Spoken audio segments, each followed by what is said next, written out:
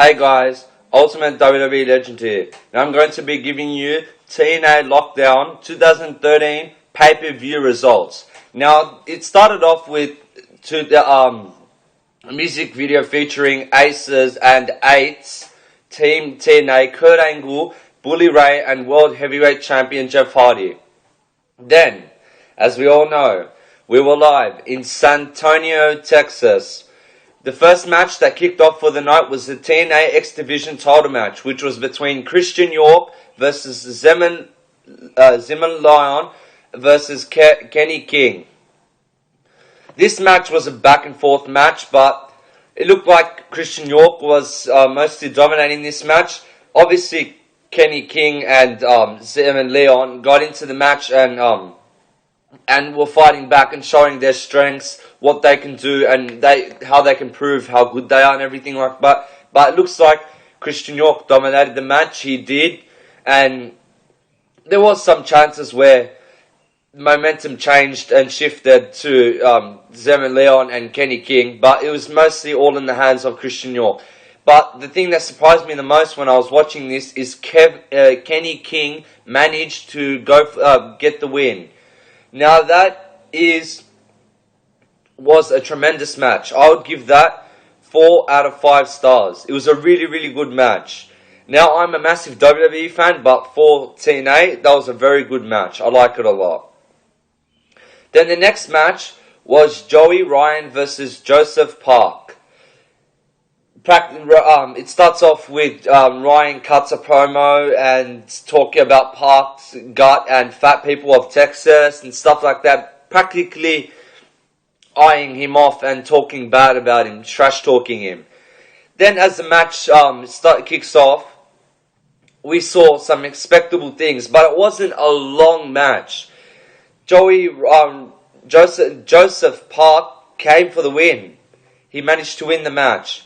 It was a pretty good match, but Ryan did pretty well in the match. He did get a lot of maneuvers and managed to counter and reverse a lot of moves by Joseph Park, but looks like Joseph was too strong to hold off, so he won the match. Then the next match was the TNA Knockouts title match, which was between Gail Kim versus Velvet Sky. Now, this one was a pretty, like I said in my predictions, I thought Gail Kim was going to win it, but because of a WWE perspective, she was a pretty good diva. She was athletic and everything like that. In TNA, she's been doing very well too, but looks like she has been long enough in TNA to understand the diva's good enough, and Velvet Sky has come for the win. I'm happy that Velvet Sky won. She is a great diva. She's got a lot of fighting power. She has good technique, but I honestly thought Gail Kim was going to win, but looks like I was wrong about that. The next match was Robbie E versus Robbie T. Robbie T managed to win. It was once again a short match, nothing much to it. Robbie T knocks Robbie E across the ring into the corner, then goes and applies a leg lock, stuff like that, some technician wrestling, and still Robbie T managed to get the win. Then the next match was TNA Tag Team title match between Chavo Guerrero and Hernandez versus Kazarian, and Christopher Daniels versus Austin Aries and Bobby Roode. Now, as you guys might know, Bobby Roode had some contract disputes because it expired. But TNA have been fixing that and everything like that. They're fixing it, sorting it all out, getting it up to scratch. This match was a great match. I really, really liked it. But I was kind of hoping, I wanted Kazarian and Christopher Daniels to win, but once again, tables changed and it wasn't my decision, and Austin Aries and Bobby Roode came for the win. The next match was a match I was looking forward to for a long time.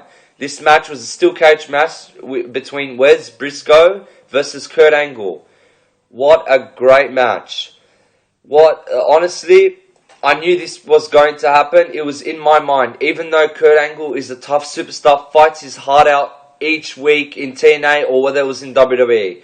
Looks like the tables have turned on Kurt Angle, and Wes Briscoe has come for the win. What a match. I really, really liked it. But what can I say? It was surprising to see that Wes Briscoe could win, but maybe that's TNA's way of putting Wes Briscoe over Kurt Angle to show that superstars can overcome great obstacles. Stuff like that. Then the next match was Lethal Lockdown Team TNA, which consisted of Sting, Magnus, Samoa Joe, James Storm, and Eric Young versus Aces and Ace, Devon, Mr. Anderson, Mike Knox, Doc, and Garrett Bischoff. What a crazy, crazy, crazy, crazy match. Unbelievable. Back and forth. Each team got the better hand of each other. Each team showed us what they were made of.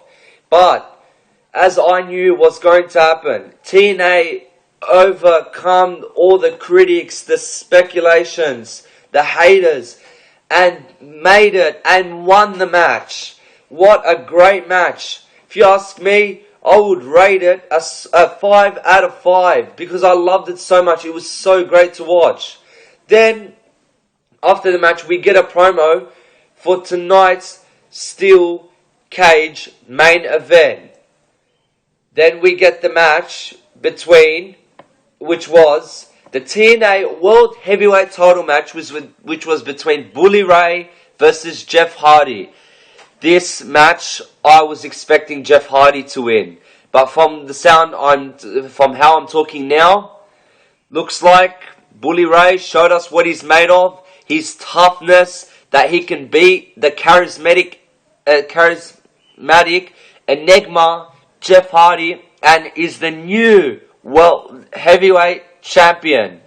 That was an unbelievable match. I would give that a 5 out of 5 as well. Loved it, enjoyed it. What else can I say? What a solid pay-per-view. It was very consistent, the whole pay-per-view, very great.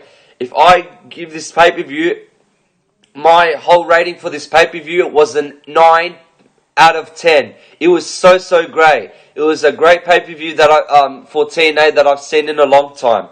I really enjoyed it, and congratulations to Bully Ray for winning the title. I didn't expect it, but looks like he did it. So yeah, like and subscribe, guys, and give me your comments and your opinions about the TNA Lockdown Pay-Per-View. What's your ratings for each match? Your review on the on who won the matches, and your review on the new World Heavyweight Champion Bully Ray. Thanks for watching. Like and subscribe.